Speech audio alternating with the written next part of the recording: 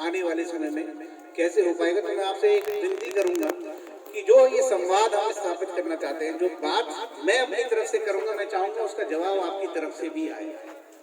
तो ये दोनों तरफ से जब बातचीत होगी तो हम कहीं ना कहीं एक निष्कर्ष, एक नतीजे पर पहुंच पाएंगे। मैं कोशिश करूंगा कि मैं आपकी बात को रख पाऊं और आपकी बात अपने प्रश्नों के द्वारा समझ पाऊं। तो मुझे लगता है आप सब लोग इस संवाद में शामिल होंगे। किसी दबाव में तो नहीं आए आप लोग? किसी दबाव में तो नहीं आए ना? सब लोग अपनी मर्जी से आए। बहुत बहुत धन्यवाद। तो हम शुरू करते हैं। तो जैसे अभी हमने उत्तराखंड के शहीदों को नमन करा, तो मैं थोड़ा सा पृष्ठभूमि में उत्तराखंड के बारे में बताना चाहता हूँ कि उत्तराखंड राज्य का जन्म एक महान आंदोलन से हुआ है। एक ऐसा आंदोलन जिसमें पहाड़ से लेकर मैदान तक हर व्यक्ति ने बहुत अपनी मजबूत भागीदारी दी। युवा, किसान, मजदूर, राज्य से बाहर के, देश विदेश में रहने वाले प्रवासी उत्तराखंडी, हर किसी ने राज्य आंदोलन की लड़ाई में योगदान दिया। जिसके बाद 9 नवंबर सन 2000 को वो ऐतिहासिक दिन आया जब भारत के नक्शे पर उत्तराखंड एक अलग राज्य के रूप में उभरा। उत्तराखंड राज्य निर्माण को आज 20 साल हो गए और 20 साल कम नहीं होते। मानते हैं आप लोग 20 साल कम नहीं होते? 20 साल बहुत बड़ा समय होता है। बच्चा जवान हो जाता है, शादी लायक हो जाता है कहीं कहीं। लेकिन आज भी उत्तराखंड के अंदर बुरा हाल है।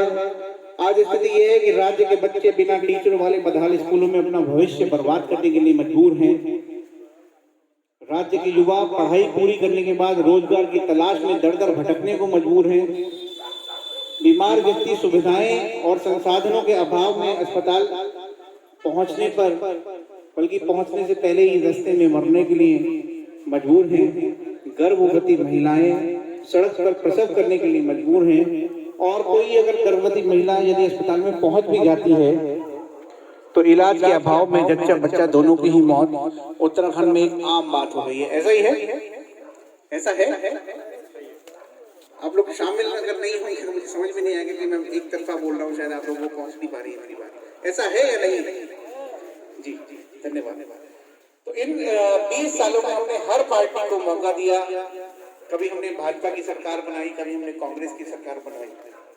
आज यहाँ भाजपा की सरकार है। सब लोग जानते हैं यहाँ किसकी सरकार है? किसकी सरकार है? जी, आज यहाँ भाजपा की सरकार है। अब कुछ दिनों पहले आम आदमी पार्टी ने ऐलान किया कि हम उत्तराखंड में चुनाव लड़ेंगे। हम लोग आम आदमी पार्टी से आए, हमको अरविंद केजरीवाल जी ने भेजा और इसलिए भेजा कि हम आपसे बात कर पाए, आपसे एक संवाद स्थापित कर पाए। आप सब लोग समय निकाल कर आए हैं, मैं इसके लिए आप सभी का बहुत बहुत धन्यवाद देता हूँ। हम आगे अब कुछ प्रश्न उत्तर के माध्यम से आपसे संवाद स्थापित करने का प्रयास करेंगे। ये मेरा प्रयास तभी सफल होगा जब आप लोग मेरे प्रश्नों के जवाब में प्रतिभाग करेंगे, पार्टिसिपेट करेंगे, अपने शामिल होंगे। तो सब लोग शामिल होंगे, जरा एक बार हाथ उठा दीजिए जो लोग शामिल हो पाएंगे। सब लोग होंगे? बहुत बहुत धन्यवाद। तो मेरा पहला प्रश्न है, अच्छा ये बताइए कि आप में से कितने लोगों ने केजरीवाल जी के बारे में सुना है? हाथ खड़ा करके बताइए। सबने सुना है। ये बहुत जागरूक गांव है। मैं देख पा रहा हूँ यहाँ सतीश यादव जी बैठे हुए हैं। ये काफी पुराने समय से हमारे परिचित हैं और इस गांव से हमारा एक पुराना नाता है। जरूर कोई ना कोई साथी, अगर मैं अपना इंट्रोडक्शन उस तरीके से दूंगा तो बता देगा अच्छा आप उनके बेटे हैं, वो मैं बाद में बताऊंगा। तो अच्छा ये बताइए, आप में से कितने लोगों ने आम आदमी पार्टी के बारे में सुना है? हाथ खड़ा करना बताइए। लगभग सबने सुना, यानी कि यहाँ काफी जागरूक लोग रहते हैं। कहीं ना कहीं टीवी से, अखबार से सूचनाएं यहाँ पर आती रहती है। तो अगर आपके पास ये सब सूचना है, अरविंद केजरीवाल जी के बारे में सुना है आपने, आम आदमी पार्टी के बारे में सुना है, तो ये बताइए कि आप में से किस किस के बच्चे सरकारी स्कूल में पढ़ते हैं? वो हाथ खड़ा करेंगे। सरकारी स्कूल में जिसके बच्चे पढ़ते हैं वो हाथ खड़ा करेंगे। काफी लोग जिन्होंने हाथ खड़ा करा है उनके बच्चे सरकारी स्कूल में पढ़ते हैं ना?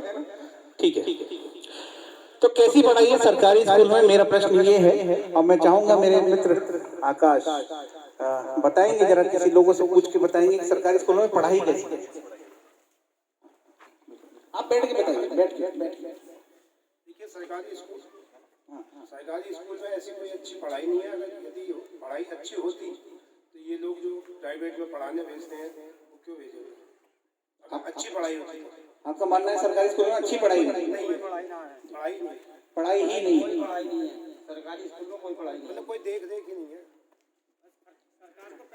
हाँ जी, फिलहाल इस समय जो है सरकारी विद्यालयों की स्थिति वास्तव में नाजुक है। पढ़ाई है ही नहीं। हमारे यहाँ पे जूनियर हाई स्कूल में 300 बच्चे हैं, 2 टीचर हैं, तो क्या पढ़ाएंगे वो?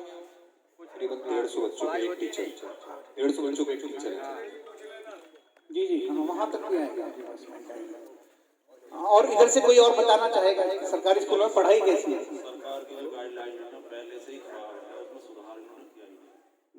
जो पहले से है, जो उनका निर्देश है वो उसी के आधार पर कि बैठ जाओ, पढ़ाओ मत, बच्चों को इकट्ठा कर लो, बस संख्या पूरी करनी है, संख्या पूरी करनी है, अपना वो कोई दिखाना है। मतलब पढ़ाई कुछ नहीं, बस आओ गिनती कराओ चले जाओ। भैया चावल खिलावे बस मास्टर, पढ़ाई ना करा दे, अपने आप पकौड़ी खावे गरम तेल में बढ़िया करके। मतलब पढ़ाई नहीं है, वो एक होटल जैसा हो गया है, आओ खाना खाओ जाओ। जी जी इधर कैसे बताना चाहिए? पढ़ाई सब बिल्कुल नहीं है, ऐसा कोई भी चीज विलक्षण नहीं है। असल में इन लोगों को खाना चाहिए, पूरी खाते हैं बच्चों से मंगा के घर से। असल में अब बच्चों पढ़ाई कुछ नहीं है, बच्चों से खाना मंगवाते हैं स्कूलों में। ये बात है। आप भैया कुछ कह रहे थे? बहुत कुछ कह दिया मैंने, उनको कुछ नहीं है साहब। आप जो ये कह रहे हो क्या ये लॉकडाउन के परिप्रेक्ष्य में है या लॉकडाउन से पहले? पहले से साहब, पहले से बहुत कुछ नहीं है पढ़ाई।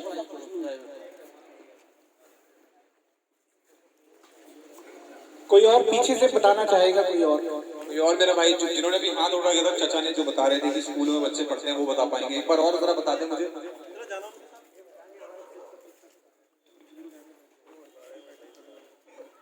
कोई और बताओ, पीछे बताना। आप बताएं जरा, तो कैसी पढ़ाई है स्कूल में? बैठे बैठे बता दीजिए, कोई बात नहीं, हम लोग बताएं। तो सबसे पहली बात तो ये है कि सरकारी स्कूल के टीचर जो हैं, अध्यापक, उन्हें वेतन चाहिए बस। और वेतन के बारे में हर 6 महीने, हर तीसरे महीने आंदोलन करना, हमारा वेतन बढ़ाओ, ये करो, वो करो। और स्कूल में आके सिवाय बैठने के भैया कोई काम नहीं करता। हमारा जो हाई स्कूल है यहाँ टीचर है, इसे रिजल्ट के लिए करते करते परेशान है। आज तक यूँ कहना है रमसा का स्कूल है, रमसा का स्कूल क्या इंटर नहीं होता? रमसा का स्कूल बता दिया। टीचर बैठेंगे यहाँ, आएंगे बैठे भाषणबाजी करते रहेंगे, एक दूसरे के साथ टेबल पे बैठेंगे, गपशप लड़ाते रहेंगे। अब तो खैर कुछ नहीं है, कोरोना टाइम में तो बेकारी हो गया सब, आर्थिक स्थिति देश की खराब हो गई, तो स्कूल की व्यवस्था तो सारी ध्वस्त है एकदम। और कसदन देहात के बच्चों का तो भविष्य बिल्कुल अंधकार में चला गया, कोई पूछने वाला नहीं, कोई देखने वाला नहीं। अब भी जो स्कूल खोलने शुरू हुए तो उसमें बस ये आकर टीचर लोग बैठ जाए, रिजल्ट में बैठे थोड़ी देर कुछ नहीं, जयराम जी की 11 बजे 12 बजे छुट्टी कर दी, जाओ। मतलब कुल मिला के सरकारी स्कूल की व्यवस्था बहुत ज्यादा खराब है। वेतन सरकार इतने दे रही है, कोई सी सरकार हो, अंधाधुंध वेतन 80-80 हजार, 1-1.5 लाख, 1.25 लाख रुपए का वेतन ले रही है काम करने। केवल वेतन भोगी है, वेतन भोगी है बिल्कुल। और कोई बताना चाहिए सरकारी स्कूलों की पढ़ाई के बारे में? अगर कोई और चाहता हो बताना तो हमारे माइक में पहुंच जाएगा। बता दिया भैया, दाल चावल में तड़का लगा रहे हैं, खा रहे हैं, बता दिया उन्होंने। जो बच्चा स्कूल में 90 में पढ़ रहा है उसका अपना नाम नहीं लिखा जाएगा, तो वो पढ़ाई समझ लो कैसी पढ़ाई हो रही होगी। 9th स्टैंडर्ड का बच्चा अपना नाम वाले से नाम नहीं लिखा जाता। मध्याह्न भोजन का भी एक व्यवस्था है कि अगर 20 आज बच्चों को खाना खिलाएंगे तो खाने में लिखा जाएगा सीधा नाम। खाना खाने बच्चे 20 आज का जो पैसा है पर हेड जो बच्चे का आता है वो देगा, कोई व्यवस्था देखने वाला नहीं। मतलब सभी लोगों का तकरीबन कहना यह है कि बहुत ही दयनीय स्थिति है स्कूलों की। ठीक है, अच्छा ये बताइए कि ठीक ठाक स्कूल यहाँ से कितनी दूर है जहाँ पढ़ाई अच्छी होती है? कोई बता पाएगा इसमें? हाथ खड़ा करके बताइएगा कि कोई ठीक ठाक स्कूल यहाँ से कितनी दूर है जहाँ पढ़ाई ठीक ठाक होती होगी, जहाँ पढ़ाने से कुछ फायदा? अच्छा लगभग यहाँ से कितनी दूर है हाँ अच्छी पढ़ाई होती है?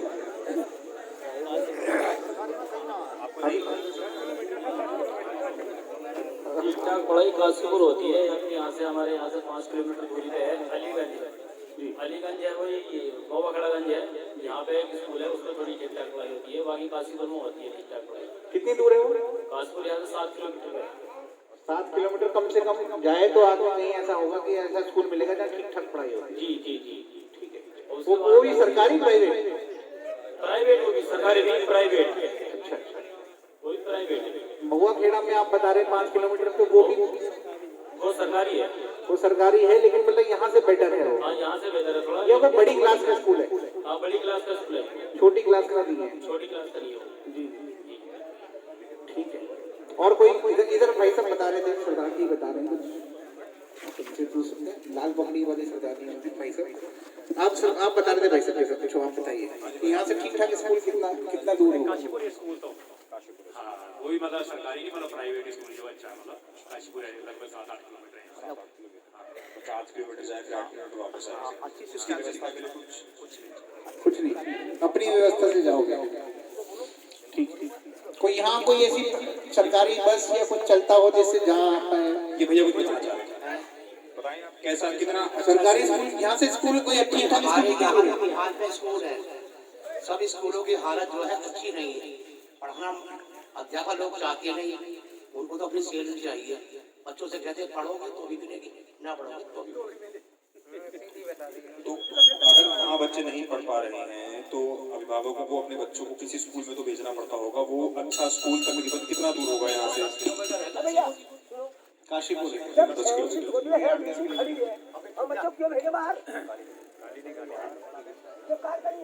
जी नहीं कोई बात नहीं, आप बताना चाहते हैं आप बताइए, तसल्ली से बताइए और थोड़ा सा। ठीक है ठीक। हम आगे चलते हैं। अच्छा ये बताइए कि यहाँ क्या त्रिवेंद्र रावत जी की जो सरकार इस समय वर्तमान में भाजपा की सरकार चल रही है, उसने इन सरकारी स्कूल को ठीक करने के लिए कुछ किया? कोई बताएगा इसमें? सरकारी स्कूलों को ठीक करने के लिए त्रिवेंद्र रावत जी की सरकार ने कुछ किया? कोई जाएगा जरा, आकाश जरा कोई बता रहे हैं भाई साहब कुछ किया है सरकार ने? कुछ किया सरकारों स्कूल की? कुछ नहीं करा सरकार ने। इतना करा कि जो पहले व्यवस्था सही थी समझ लो उससे भी ज्यादा बदतर कर दिया। मतलब हम सरकार को चुनते हैं कि हमारी चीजें ठीक होनी चाहिए, और वो आप कह रहे हैं वो बेकार कर दिया। देखिए साहब, ऐसा है कि सरकारें जो है बजट अच्छा देती है स्कूलों में, रंग रोगन के लिए, मरम्मत के लिए और बिल्डिंग निर्माण के लिए देती है। लेकिन जो ज़्यादातर जोर होना चाहिए सरकारी टीचरों पर प्रेशर होना चाहिए पढ़ाई के लिए, वो उस तरह का किसी भी तरह का दबाव सरकारों की तरफ से दिखाई नहीं देता। टीचर फ्री है, ऊपर का कोई दबाव नहीं उनके ऊपर, पढ़ाने की कोई जिम्मेदारी नहीं है, उन्हें अपना टाइम पास करना है, आना है और अपने समय से वापस जाना है। सरकारों में खाली दिखावे के लिए रंग रोगन कराते हैं, विद्यालयों में रख रखाव सही कराते हैं, बस इस पे ज़्यादा जोर दिया जा रहा सरकार का। बट इंटरनली जो पढ़ाई है उसको कोई जोर नहीं दिया। तो जो सरकार बनी हमारी, इसने भी कोई इसमें कुछ नहीं करा, कोई प्रोग्रेस किसी टाइप की नहीं है। जो पहले से कंडीशंस थी वैसी कंडीशन बनी है, कोई बदलाव नहीं हुआ, कोई फायदा नहीं, कोई काम नहीं। बताएंगे सर? बता दिया और क्या बताना, पढ़ाई तो है ही नहीं विद्यालयों में। और सरकार ने कुछ किया नहीं किया? कुछ उनको सरकार तो जो कर रही है, आधा पैसा लगता है विद्यालयों में, आधा तो खा जाते हैं, तो क्या होगा विकास? अब आप ऐसा करो, जो दिल्ली में सुविधाएं हैं शिक्षा के बारे में, दवाइयों के बारे में, बिजली के बिल के बारे में, पानी के बारे में, आप हम सबको बताइए उसके बारे में। मुझे लगता है आपने आप काफी ठंडा करना अब आप बताओ। बिल्कुल हम बताएंगे, एक एक करके हम सारी बातों पर आएंगे, हम एक एक करके सारी बात करेंगे, आपकी वो सारी बातें भी बताएंगे। जनता ही जागरूक होगी और इनको दीपक वाली जो भी सपोर्ट करेगी, अपना विधायक चुनेगी, तो आप इस बारे में बताइएगा। बिल्कुल हम आते हैं, एक एक प्रश्न करके हम आएंगे उस सिलसिले तक। पीछे कोई बताना चाहता है?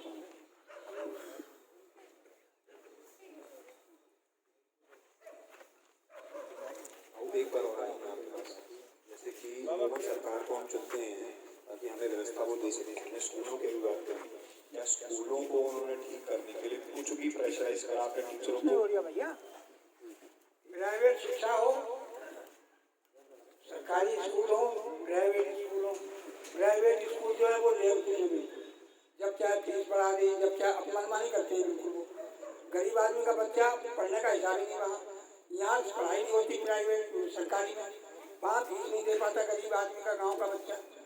तो सीधी एक पॉलिसी हो गई सरकार की किसी भी सरकार की हो, पहली सरकारें हों ये सरकारें हों, घर आप स्कूल में आओ, बाहर खाओ, घर को जाओ।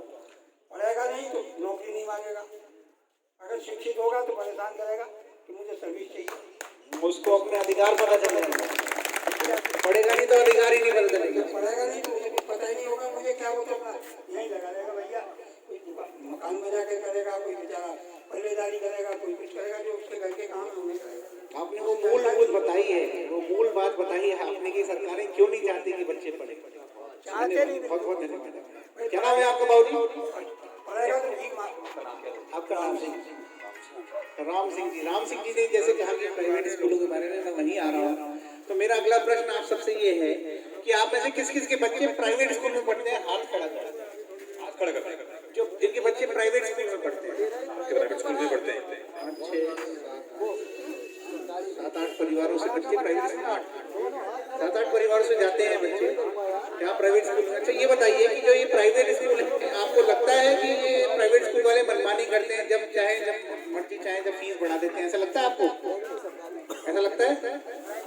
बिल्कुल बढ़ाते हैं, कोई बात जब मर्जी चाहे जब फीस बढ़ा देते हैं, तो कोई नियंत्रण नहीं है उनको ऊपर, ये तो आप ही देखते होंगे, कोई नियंत्रण ही नहीं है प्राइवेट शिक्षा।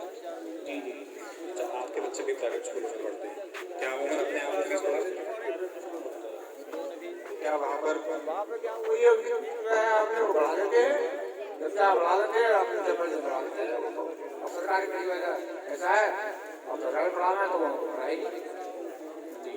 मजबूरी है कि आप प्राइवेट स्कूल में पढ़ाएं क्योंकि सरकारी में है नहीं, और प्राइवेट वाले उस मजबूरी का फायदा उठा के कभी भी फीस बढ़ा देते हैं, उसमें कोई रोकथाम नहीं। इधर भी उठा रहे थे भाई साहब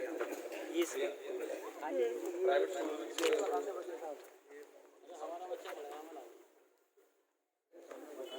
नहीं बताइए आप आपके बच्चे भी होंगे। पढ़ाई तो है ही ना, प्राइवेट में स्कूलों में फीस ज़्यादा है, जमाती कैसे पढ़ाते हैं, और जो है सरकारी में पढ़ाई है क्या करें, परेशान है, अपनी मनमानी करते हैं, निरंकुश हैं।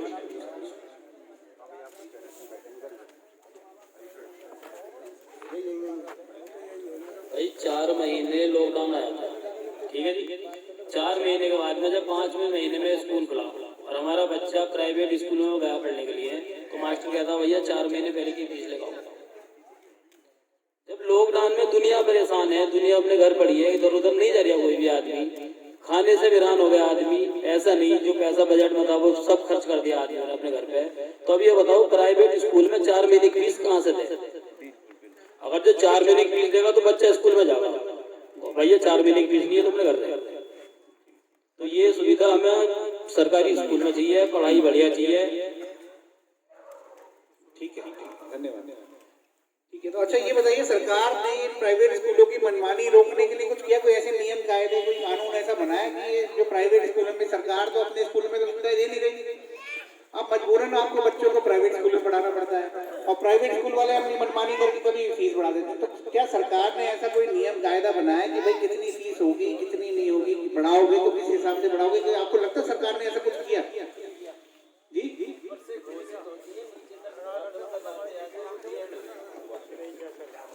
जैसे मतलब कि केंद्र वहाँ से राज्य सरकार से आई कागजों में हो गई, और होने के बाद उसकी फीस तो उतनी की उतनी जानी है जी, हालत की तो फीस देनी पड़ेगी, और पढ़ाना है तो देंगे। तो सरकार ने प्राइवेट स्कूलों की मनमानियां रोकने के लिए कोई नियम कायदे बनाए? कोई ऐसे नियम बनाया था इन्होंने, पता नहीं इन्होंने लागू हुआ नहीं। अच्छा वहाँ तक नहीं है। अच्छा हवाई में हो रहा है, मतलब कुछ बनाया भी हो तो वैसे तो जानकारी पूरी नहीं है, और बनाया भी हो तो जमीन पे नीचे गाँव तक तो कुछ पता नहीं है। हमने तो फीस पूरी दे दी, पेमेंट कर दी।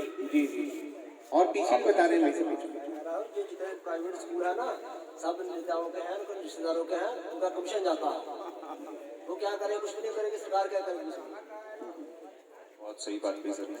और मेरे भाई कोई चाचा मेरे ये बताना चाहेंगे इस बात पे और प्रकाश डालना चाहेंगे इस चीज़ पे? इधर पीछे वो मल्ला जी बताना चाह रहे थे। प्राइवेट स्कूलों को ठीक करने के लिए कुछ अंकुश किया गवर्नमेंट ने? कोई आप खड़ा कर लीजिए जो बताना चाह रहे करने बड़े भाई एक बार कुछ थोड़ा आप यहाँ ये सफेद कुर्ते वाले आप बताएंगे। गवर्नमेंट तो प्राइवेट स्कूल के बारे में तब सोचेगी तब उसे बच्चे अपने सरकारी स्कूल में बुलाने होंगे। जब सरकारी स्कूलों में बच्चे बुलाने नहीं है, उन्हें चावल खिलाने हैं, तो वो क्यों प्राइवेट स्कूलों में को लगागी? अच्छा, आपने काफी ये भी आपने गुण बात पकड़ी है। बिल्कुल सही बात है कि अगर आप अच्छी शिक्षा कर दोगे या प्राइवेट स्कूलों पे नकेल कसोगे तो सरकारी में आएगा, तो बच्चा सरकारी में जाएगा, सरकारी में आएगा तो जाएंगे, टीचर बढ़ाने पड़ेंगे, उनको खर्चे बढ़ाने पड़ेंगे स्कूल के, इसलिए वो इस काम को करेंगे क्यों? बिल्कुल सही बात कही आपने कि वही जो है वो जो एक कहावत है कि ना 9 मन थे लोग ना। हाँ बिल्कुल सही है कि जरूरत ही नहीं है वो ऐसा काम करो कि इधर को कोई आए फिर हमें नहीं तो काम करना पड़ेगा। तो सही कहा आपने। लेकिन अच्छा ये बताइए कि सरकार ये प्राइवेट स्कूलों के खिलाफ कुछ करती क्यों नहीं? आपको कुछ बता पाएंगे या मैं थोड़ा अगर आपको कहूँ तो मैं बता देता हूँ। क्या आपको नहीं लगता कि अधिकांश प्राइवेट स्कूल या तो नेताओं के होते हैं या उनके रिश्तेदारों के होते हैं या जिनके होते हैं उनके ऊपर नेताओं का हाथ होता है? आपको ऐसा लगता है इसलिए सरकार कुछ नहीं करती उनके खिलाफ? ऐसा लगता है आपको? गरीब आदमी से प्राइवेट स्कूल खोल नहीं सकता। अरे अमीर आदमी जो उद्योगपति या धनपति आदमी है वही खोलेगा प्राइवेट स्कूल। उसकी बिल्डिंग बनाने के लिए कई करोड़ रुपया चाहिए, तो जिस पर करोड़ रुपया हो वो तो स्कूल खोलेगा प्राइवेट। जी, तो आपको लगता है कि नेताओं के होते हैं या नेताओं के रिश्तेदारों को? नेता हो, नेताओं के रिश्तेदार हो या उनके ऊपर हाथ हो, संक्रांत हो, धनपति हो, वो कोई भी हो, ये तो नहीं पता कि किसको किसी का प्राइवेट स्कूल किसके रिश्तेदार का है, वो तो किसी को जानकारी नहीं है हमें। लेकिन कोई भी हो होगा धनपति। गरीब आदमी प्राइवेट स्कूल खोल ही नहीं सकता।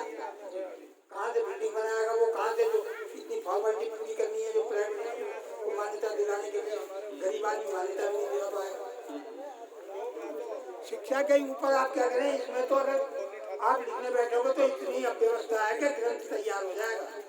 जी, मैं आपसे जरूर कुछ ना कुछ सुझाव अलग से भी लूंगा इस मीटिंग के बाद में। आप जाइएगा, मतलब प्रोग्राम थोड़ा देर चलेगा लेकिन आप जाइएगा, मैं आपसे अलग से भी बात करेंगे। राम सिंह जी आपका नाम है ना? जी ठीक है। इधर भाई साहब कुछ बता रहे थे कि ऐसा ही है कि नहीं है कि नेताओं के होते हैं या नेताओं के रिश्तेदारों के होते हैं? यहाँ जो तखत पे बैठे हुए हैं भाई साहब कुछ बता रहे थे। स्पेशली बात कोई ऐसी बात नहीं है कि मतलब कोई झूठी बात हो, सब यही चल रहा है बहुत समय से। जी ठीक है। लगभग शिक्षा पे हम लोगों ने काफ़ी हद तक चर्चा कर ली है। आप लोगों की समस्याएं, आप लोगों की जो पीड़ा आपके मन में है, हमने कहीं ना कहीं इन सवालों के माध्यम से वो पीड़ा कहीं ना कहीं निकाल के आपकी हमने साझा करी है। धन्यवाद। हम इस टॉपिक ऑफ चेंज करते हैं, हम आते हैं स्वास्थ्य पर। अच्छा ये बताइए कि आप में से कौन कौन सरकारी अस्पताल में इलाज के लिए जाते हैं? हाथ खड़ा करके बताइए। सरकारी अस्पताल में इलाज के लिए जाते हैं कोई है? तो जो लोग गाँव में, मुझे नहीं लगता, बस भाई साहब सरकारी अस्पताल में जो लोग इलाज के लिए जाते हैं, 2 लोग हैं, एक इधर एक इधर। बस 2 लोग सरकारी अस्पताल में इलाज के लिए जो लोग जाते हैं या जो नहीं भी जाते लेकिन उनको वहाँ की व्यवस्था पता हो। तो मेरा अगला सवाल आता है कि आप में से जो सरकारी इलाज के लिए जाते हैं उन सरकारी अस्पतालों के क्या हालात हैं? क्या हालात है सरकारी अस्पतालों में जहाँ आप इलाज कराने के लिए जाते हैं? मैं अपने पुत्र बधू की बहू का वहाँ गया था लेके जी, तो वहाँ पे जो है जब ले गए उसके बाद उन्होंने टारा मोड़ी करी। उसके बाद हमने कहा भाई मतलब जो है आप जल्दी ध्यान करो। उसके बाद बच्चे ने जन्म ले लिया वहाँ पे, तो 6000 रुपये की डिमांड मेरे से की गई सरकारी अस्पताल। तो जहाँ उनका वो बोलता स्पीकर, मैंने कहा भाई यहाँ सुन, ये हमारे देहरादून से कैब ट्रीटमेंट आ रहा है जी। फिर मैंने सीएमओ साहब से उसकी शिकायत की जी, तो ये हमारे सरकारी अस्पताल का। तो पैसा देना पड़ा आपको? देने का डंडा ना मेरे पास इतना मोटा ये।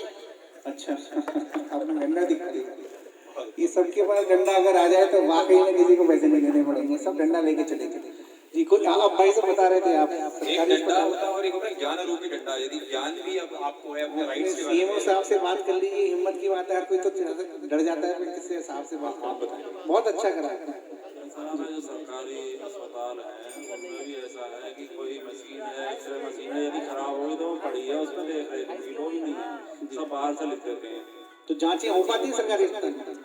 जो मशीन खराब है बाहर को लिखते हैं कि बाहर से करा लाओ भैया, ये अस्पतालों का हाल है।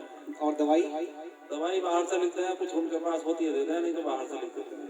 वो पर्चा बनता है, उसका फीस लगती है या बिना फीस के हो जाता है? हाँ, शायद 25 रुपये फीस है। अच्छा जी, और भी कुछ बता रहे हैं? तो आपको भी पता है कि सरकारी स्कूल तो सरकारी अस्पताल यही किया काशी। अच्छा, आसपास यहाँ शिवलालपुर इतना बड़ा गांव है, लगभग कितनी जनसंख्या होगी यहाँ? शिवलालपुर में जनसंख्या कितनी होगी तकरीबन? 2,500-3,000 के आसपास। 2,500-3,000 लोग का ये गाँव है। तो यहाँ आसपास में कोई छोटा सा प्राइमरी हेल्थ प्राथमिक सेंटर, उपचार केंद्र कोई प्राथमिक उपचार केंद्र है या कोई नहीं देता? तो डॉक्टर है वहाँ बैठते हैं? डॉक्टर आते हैं तो दे देते हैं। हफ्ते में एक दिन आते हैं? हफ्ते में एक दिन आते हैं डॉक्टर साहब? कितनी देर बैठते हैं?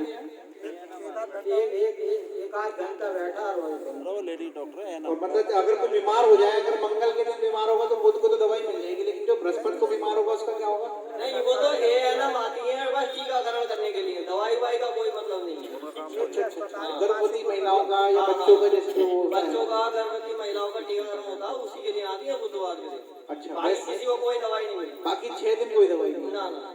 और अगर बुध के दिन मान लो किसी को बुखार हो जाए तो वो दवाई मिल जाएगी उसको? नहीं, बुखार की तो दवाई है ही नहीं यहाँ। बुखार तक की दवाई नहीं है, खाली टीकाकरण है।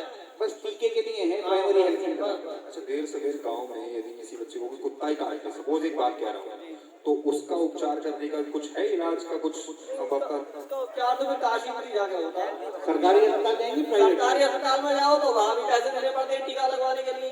अच्छा, पैसे नहीं दोगे तो टीका नहीं लगेगा। सरकारी अस्पताल में पैसे नहीं दोगे तो टीका लगेगा? हाँ, नहीं लगेगा। तो फिर कहाँ जाते हैं? प्राइवेट में भी लगवाता है आदमी, वहाँ भी पैसे देकर लगवाता है। फिर और क्या करना, तो लगवाना तो है ही उसके लिए भी कार्ड वगैरह चाहिए। उसके लिए वो कार्ड मांगते हैं, जो वैसा कार्ड होता है ना BPL का, वो मांगते हैं उसके। अच्छा, BPL का कार्ड होगा तो अगर टीका मिल गया तो लग जाएगा, नहीं तो नहीं लगेगा। अच्छा,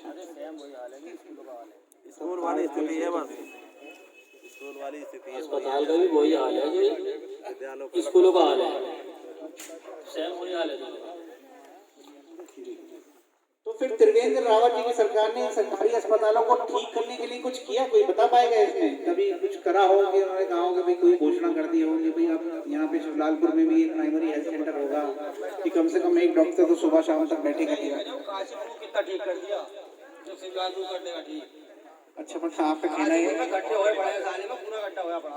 जब हमारे उत्तराखंड वालों को यही नहीं पता कि हमारा मुख्यमंत्री कौन है, उसका चेहरा ही नहीं देखा आज तक किसी ने। सांसद का देखा ही नहीं है। जानते हैं?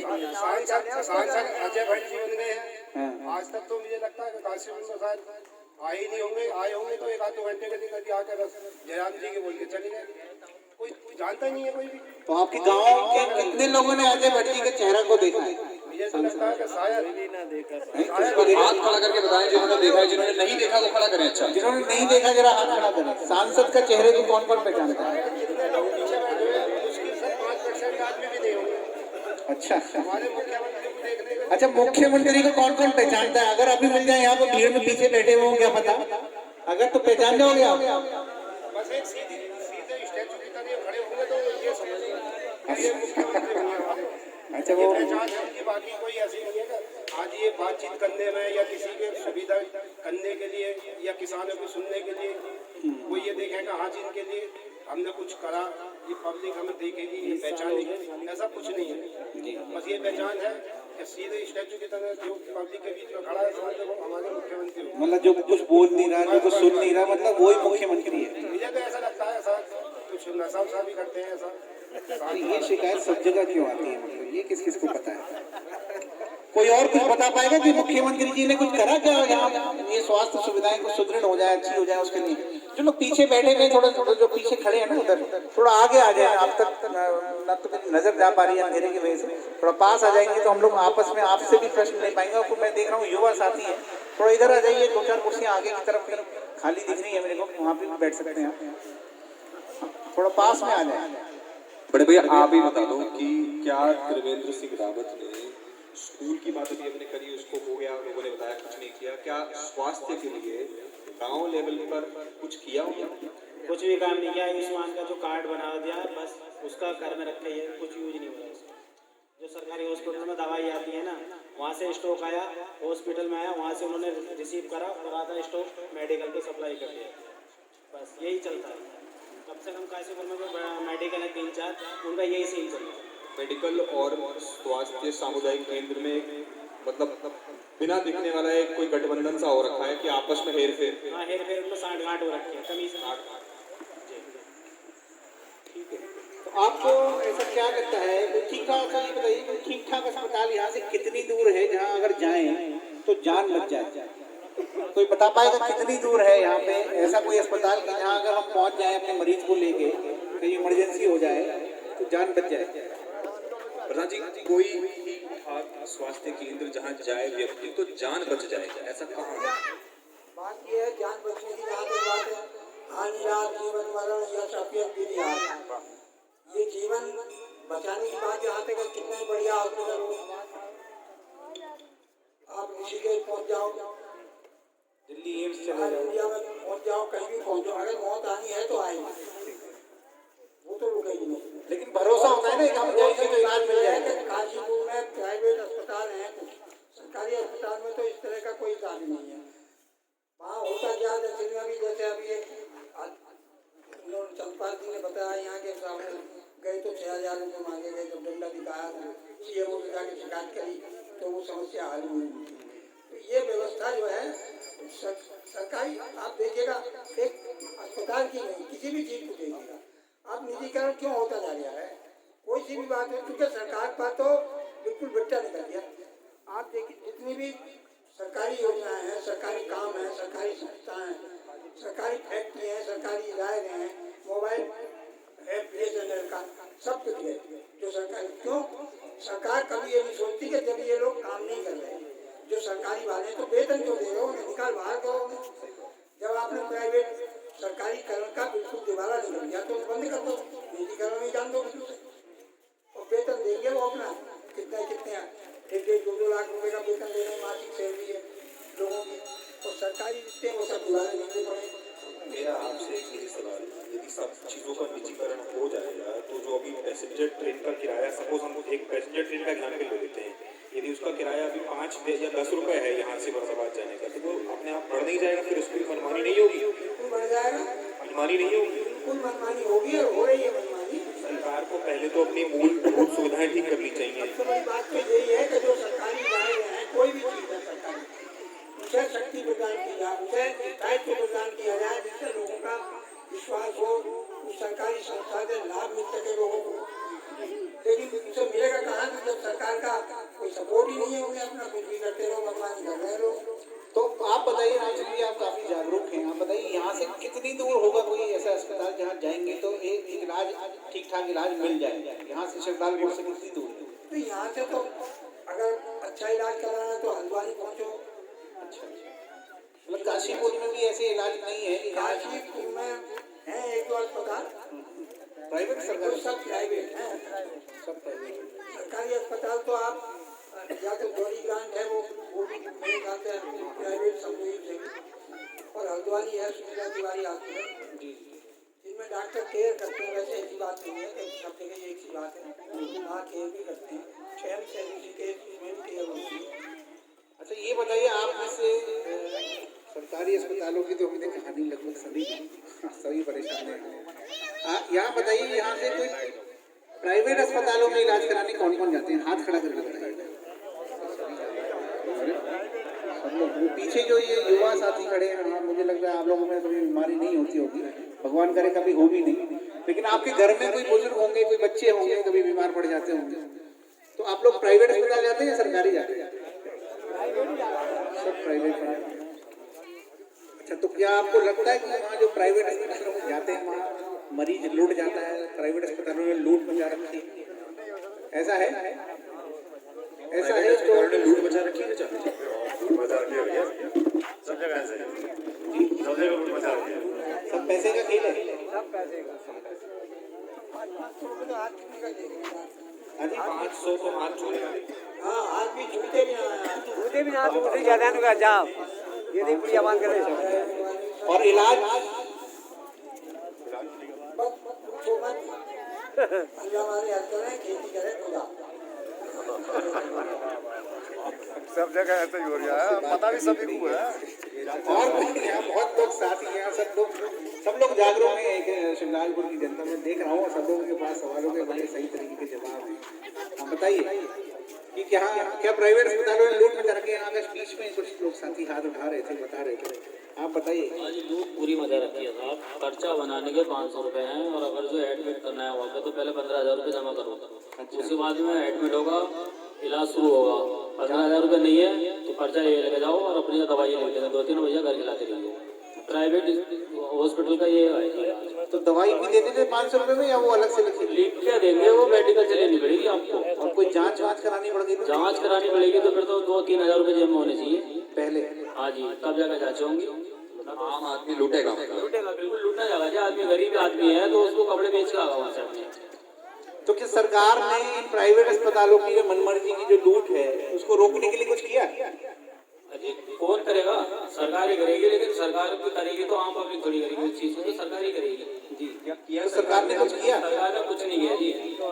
काशीपुर के अंदर, हमारे यहाँ काशीपुर में किराना स्टोरों की दुकान 100 होंगे तो हॉस्पिटल 200 है प्राइवेट। और सरकारी स्कूल है, वही सरकारी हॉस्पिटल है, उसमें भी इलाज ढंग का नहीं है। गरीब हो अमीर तो इलाज करा लेता अपना, लेकिन गरीब आदमी जान बचानी है, जागा प्राइवेट भी बिकेगा, जमीन बेचेगा, कर्जा लेगा, इधर उधर से करेगा, बच्चे का इलाज कोई भी है इलाज कराएगा वो।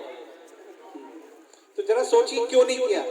कोई बताएगा? कोई मैं बताता हूँ आपको, क्योंकि जिस तरीके से, हाँ इधर ये आगे बैठे हुए हैं आकाश, आप बताना चाहेंगे क्यों नहीं किया? सरकार ने सरकारी स्कूलों को तो अस्पतालों को सही करने के लिए या प्राइवेट अस्पतालों की लूट के लिए क्यों नहीं किया? अस्पताल में जो डॉक्टर हैं, जो सरकारी अस्पताल में जो डॉक्टर हैं, माइक थोड़ा पास, आवाज थोड़ी आई। जो सरकारी अस्पताल में डॉक्टर हैं या डॉक्टर नहीं है, उन्होंने तो खुद अपना प्राइवेट हॉस्पिटल खोल रखे हैं। कस्टमर जाता है, उससे बातें बताते हैं, पर्ची बनवाते हैं, अगर मानते हैं तो दवाई देते हैं, नहीं मानते कहते हैं कि हमारा हॉस्पिटल वहाँ पे और हम 2 बजे के बाद में उधर देख लेंगे आपको। मतलब दिल से तो देखना नहीं चाहते ना अस्पताल में सरकारी में। वो सारे ही डॉक्टर ने, मुझे लगता है कि सबने ही प्राइवेट स्कूल अपने वो सॉरी अस्पताल खोल रखे हैं। आपको लगता है इसलिए सरकार उनको कुछ नहीं करती? क्या कर रही है? कुछ नहीं, जो कि ये एक्शन लेना चाहिए सरकार को। तो प्राइवेट अस्पतालों के खिलाफ कोई लूट को इसलिए नहीं रोकती क्योंकि वही डॉक्टर सरकारी अस्पताल में है, वही प्राइवेट। जो डॉक्टर सरकारी उसमें है अस्पताल में, उनको प्राइवेट का वो नहीं देना चाहिए। लेकिन प्राइवेट 2 बजे के बाद में सारे डॉक्टर देखते हैं, और ऐसे डॉक्टर में बहुत से नाम बता दूंगा। ये बात नाम बताऊंगा, नाम का मत बताइए, लेकिन आपको मतलब आपका कहने का तात्पर्य कुछ इसी तरीके से है कि सरकार ने, जैसे सरकारी स्कूल जो है, जो प्राइवेट स्कूल है, सरकारी स्कूल नहीं है तो प्राइवेट स्कूल भी लूट मचाते हैं, ऐसे प्राइवेट अस्पताल भी लूट मचाते हैं। जैसे सरकारी स्कूल नेताओं के या उनके रिश्तेदारों के हैं या जिनके हैं उनके ऊपर नेताओं का हाथ होता है, ऐसे ही आप भी मानते हैं कि प्राइवेट अस्पताल भी या तो नेताओं के हैं या नेताओं के रिश्तेदारों के हैं या जिनके हैं उनके ऊपर नेताओं का हाथ होता है? ऐसे ही है बात जी। ऐसी ताकतवर लोगों के हाथ होते हैं उनके अस्पतालों के ऊपर, इसलिए वो लूटपाट मचाते रहते हैं, कोई कुछ नहीं कर सकता। ऐसे ही है जिनको लगता है एक बार हाथ उठाकर सारे लोग बता दें कि हाँ वाकई में ऐसा ही है कि ये सब 60 गांठ चलती है जी। हाँ, सब लोग यही कहते हैं जी। अच्छा ये बताइए कि क्योंकि स्कूल की तरह अस्पताल भी नेताओं के हैं, उनके रिश्तेदारों के हैं, तो संरक्षण प्राप्त होता है उनको। अब हम अपना जो मुद्दा है वो थोड़ा बदलेंगे। हमने अभी तक शिक्षा कवर करा, हमने स्वास्थ्य कवर करा, हम रोजगार की बात करते हैं। तो आपके गांव में कितने ऐसे लोग हैं जो रोजगार के लिए, उनको जिनको गांव छोड़कर जाना पड़ा, पढ़ लिख गए या कुछ बड़े हो गए तो उन्होंने कहा कि भाई यहाँ कारोबार करते हैं, कोई यहाँ काम धाम करते हैं या नौकरी करते हैं, तो उनको नौकरी नहीं मिली, काम धाम के लायक माहौल नहीं मिला, तो यहाँ से बाहर जाना पड़ा उनको। ऐसा कोई बता पाएंगे इस गाँव से ऐसे कितने लड़के गए हैं? कुछ लोग यहाँ से गए हैं, वो भाई सब बता रहे हैं कितने? इस साल में 12 महीने होते हैं जी। 12 महीने में मैं अपनी बात बता रहा हूँ, मैं 11 महीने बाहर रहता हूँ, 1 महीना अपने घर रहता हूँ, खाली मजदूरी करता हूँ मैं रोजगारी के चक्कर में। रोजगार का बहुत अभाव है। साल के 12 महीने में 11 महीने बाहर रहता हूँ, 1 महीना अपने घर रहता हूँ। और कोई भैया आप बताएं, कोई आपके घर में ऐसा कुछ हुआ हो? काफी लोग हैं गांव से जो बाहर गए हुए हैं लड़के, पढ़ लिख के यहाँ नौकरी नहीं मिली तो बाहर तो जा रहे हैं। कोई दिल्ली है, कोई पानीपत है, कोई कहीं है, कोई कहीं है। हर जगह अपना रोजगार देखना है। जी। तो कुछ ऐसा कुछ सरकार ने किया कि यहाँ का रोजगार पैदा हो, कुछ ऐसे रोजगार के अवसर बने हैं, कुछ माहौल बने कि जो है रोजगार बढ़िया हो जाए? कोई ऐसे लोन की कोई स्कीम, कोई कारोबार की कोई ऐसी स्कीम लाई हो, या कोई फैक्ट्री वैक्ट्री, या कोई ऐसे कोई नौकरियां निकाली हो सरकार ने जिससे रोजगार पैदा हो? कोई बता पाएगा इसमें? तो पीछे मऊ जी बता रहे हैं। जी बोलना क्या है जो कि सामने है भाई। कितने आदमियों को रोजगार था? 300-400 आदमी उसमें काम गए। आपके गांव के? हमारे गांव के नहीं, क्षेत्र के करते थे, बाहर के नहीं करते थे। तो सब बेरोजगार थे वो। जो 1800 आदमी उसमें काम करता था 3 शिफ्ट में, वो सब बेकार हो गए। शुगर फैक्ट्री बंद हो गई। 11-12 से लेकर 7-8 से लेकर 7-8 का 1 लाख रुपये रोके बैठा। करीब 19 करोड़ रुपया। पीछे जो लोग शोर मचा रहे हैं जिनको बैठना है आराम से बिल्कुल बैठिए। हम बातचीत आप ही से करने आए हैं, हम कहीं ऐसे भागने वाले नहीं। आपकी बातचीत आप ही की मुद्दों की बात हो रही है, तो आप लोग थोड़ा सा। किसान का दीवार 7-8 का करीब 30 करोड़ रुपया है जी किसान के करने का। सवाल दरअसल एक ये भी है कि प्रधानमंत्री जी अक्सर स्वरोजगार की बातें करते हैं। ठीक, स्वरोजगार करने के लिए कोई इंसान को कुछ पैसे की आवश्यकता होती है, कुछ ऐसी स्कीम यहाँ लागू हुई हो? यहाँ कोई स्कीम ना हुई। वो मेरे ख्याल से वो बनाया था, क्या बोले, समुदाय बनाए थे। उसमें भी वो सब मेरे ख्याल से अस्त-व्यस्त हो गया, निकल गया। मतलब कुल मिलाकर सरकार ने ऐसा कोई कदम नहीं उठाया कि यहाँ रोजगार के अवसर पैदा हो। ऐसे ही है ना? जो ऐसा मानते हैं एक बार हाथ खड़ा करके बता पाएंगे मेरे? अच्छा, 2-4 लोग मानते हैं, ये सभी लोग मानते हैं कि सरकार ने कुछ नहीं किया रोजगार के अवसर? जो एक बार हाथ खड़ा कर देंगे जी, कुछ नहीं किया जी। अच्छा, ये बताइए कि यहाँ पर 24 घंटे बिजली आती है या कुछ पावर कट लगता है? जी 24 घंटे आती है? नहीं आती। कितने घंटे के पावर कट लगते हैं? कितने घंटे के पावर कट लगते हैं आप बताएं भैया? 15-16 घंटे आती है या कटता है? 15-16 घंटे आ जाती है, कट सकता है। मतलब 7-8 घंटे कटती है कम से कम रोज। और गर्मियों में, जाड़ों में कुछ फर्क आता है या रोज बात है? गर्मियों में ज्यादा कटेगी। गर्मियों में और ज्यादा कटेगी। तो फिर गर्मियों में बिजली के बिल कम आते होंगे? बिल तो अक्सर आते हैं, बिल का तो कोई कहना ही नहीं, बिल तो गलत होते हैं। बिल गलत आते हैं, ज्यादा आते हैं। अच्छा, कोई और ये बता पाएगा कि आपको लगता है, इनको ऐसा लगता हो कि बिजली के बिल ज्यादा आते हैं, बिजली कम आती है, बिजली कटती भी है? सर बिल तो बिल्कुल नहीं हो रही है। बिल बिल्कुल कम नहीं हो रहा। बिल कैसे कम करता है? सर्दी में, गर्मी का मौसम हो। अच्छा, बिजली आए नहीं आए, बिजली का बिल पूरा आएगा। बिल तो बढ़ा भी देंगे बाबू। अच्छा, लगभग कितने लोगों को ऐसा लगता है कि बिजली के बिल ज्यादा आते हैं? हाथ खड़ा करके बताएंगे जिनको लगता है बिजली के बिल ज्यादा आते हैं। सभी लोगों को ऐसा लगता है जी, ऐसे बिजली का बिल ज्यादा आता है। सबको ऐसा लगता है? और 24 घंटे में क्या है कि 16 घंटे लाइट आती है। 8-9 घंटे वो लाइट इसलिए काटते हैं कि वो जो फैक्ट्री एरिया वाला उन फैक्ट्री को लाइट देते हैं। वो गांव में बिल्कुल कट कर देते हैं गांव को। गर्मियों में तो आदमी की जिसके यार फैन नहीं है, वो गर्मियों में आदमी परेशान हो जाता है। वो इधर उधर सोता है बेचारा, क्या करेगा जब लाइट नहीं आती। गर्मियों में ज़्यादा काटते हैं लाइट। नहीं, जो बिजली के बिल ज्यादा आते हैं वो आपको ऐसा तो नहीं लगता कि जब बिजली के बिल इसलिए ज्यादा आते हैं, बिजली ज्यादा खपत करते हो, एसी वेसी चलते होंगे? एसी तो हमारे गाँव में लमसम किसी के घर भी नहीं होगा, एक आधी एसी होगा हमारे पूरे गाँव में। अच्छा जी, बाकी किसी का एसी नहीं है। और बिजली के बिल बराबर आते हैं? बिजली का बिल बराबर, बिजली आए नहीं आए, बिजली के बिल बराबर आते हैं? उनके यूनिट फिक्स है जी। अच्छा, ये बताइए कि ऐसा क्यों होता होगा कि बिजली के बिल जाते हैं जबकि हमारे उत्तराखंड में बिजली बनती है, हमारी बिजली घटती है? अगर दिल्ली की बात जैसे हम कर रहे थे, अभी तो दिल्ली में तो बिजली बनती भी नहीं, पर वहाँ बिजली आती रहती है। तो ऐसा क्या है कि उत्तराखंड के पानी से जो 24 घंटे बिजली बनती है वो 24 घंटे हमको नहीं मिलती? बिजली के बिल आते हैं, बिजली के नाम पर लूट मची रखी है। आपको नहीं लगता ये सवाल आपके दिमाग में नहीं आते? बिजली की इतनी गलत व्यवस्था नहीं है, जो भी आ रही है थोड़ी बहुत कटिंग काटते हैं थोड़े बहुत टाइम के लिए, लेकिन बिजली की व्यवस्था सही है।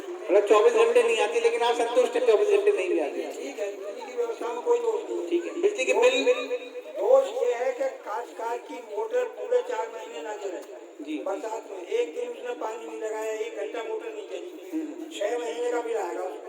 बिल बराबर आएगा। जब मोटर नहीं चली तो भाई जितनी मोटर मीटर लगाओ, जितनी मोटर बिजली फूकेगा, जितनी इस्तेमाल करेगा उतना बिल लो।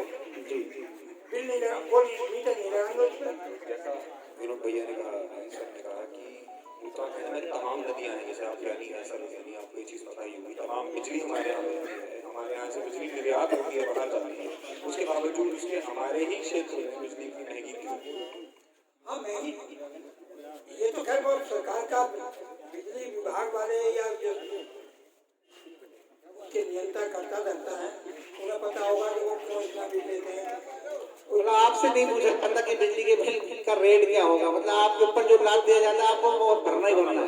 हाँ, वो तो वो मीटर में देते हैं इतने पर यूनिट, जी उसे ही देखता है कि ठीक है।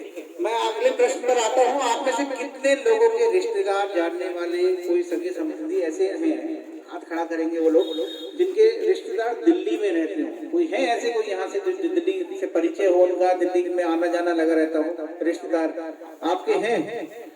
तो आपको पता है कि दिल्ली की सरकार वहाँ के लोगों के लिए क्या क्या काम कर रही है? केजरीवाल जी ने उनके लिए क्या क्या काम किए हैं, आपको पता है?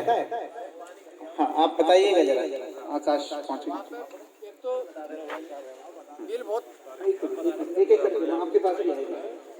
हमारे बात नहीं रहते हैं दिल्ली में जी, वो बात बताते रहते हैं आए दिन हमसे जी, क्या क्या कर रही है वहाँ की सरकार। जैसे क्या बिजली के बारे में है, गैस के बारे में है, अभी पानी के बारे में बताया उन्होंने। पानी का क्या मतलब, क्या करा उन्होंने पानी का? दिल्ली सरकार ने पानी आता है वहाँ पे? नहीं आता। पानी तो आ गया है। बिजली आती है नहीं आती? बिजली आ रही है, बराबर आती है? बराबर आ रही है। बिजली के बिल भी आते हैं?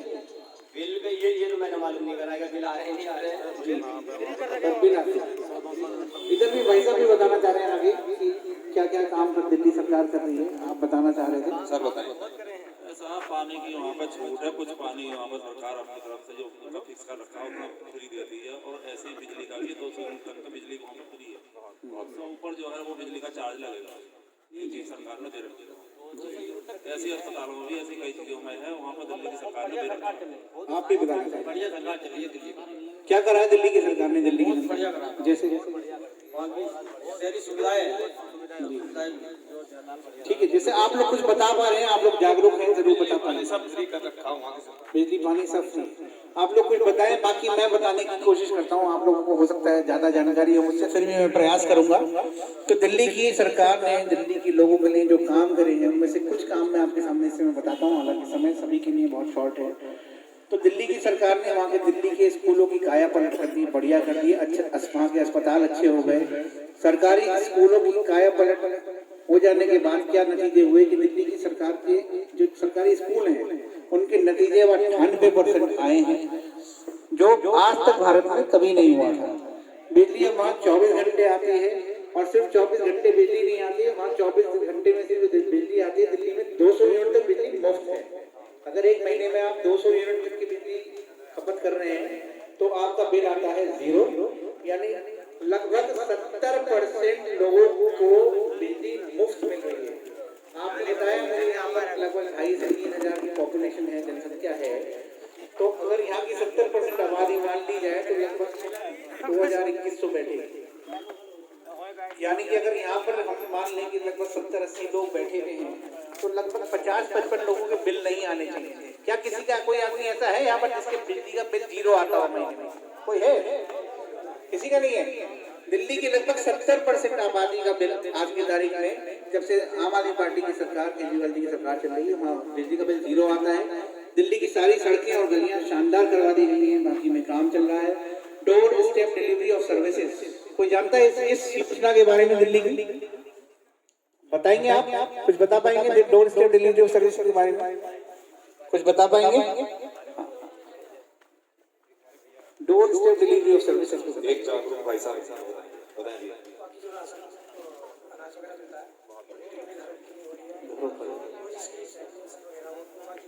बहुत सारी चीजों की बहुत बढ़िया।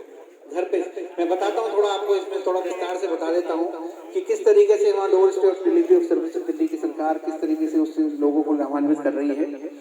जैसे बहुत सारे ऐसे काम होते हैं, छोटे छोटे काम, जैसे प्रमाण पत्र बनवाना चाहें, जन्म प्रमाण पत्र हो, मृत्यु प्रमाण पत्र हो, ड्राइविंग लाइसेंस हो, जाति का प्रमाण पत्र हो, आय का प्रमाण पत्र हो, या आपका राशन कार्ड हो, ड्राइविंग लाइसेंस हो, इस तरीके के छोटे छोटे डॉक्यूमेंट्स जो होते तो छोटे हैं लेकिन बहुत बड़े काम के होते हैं, ऐसे बनवाने के लिए वहाँ दिल्ली की जनता को किसी सरकारी दफ्तर नहीं जाना पड़ता।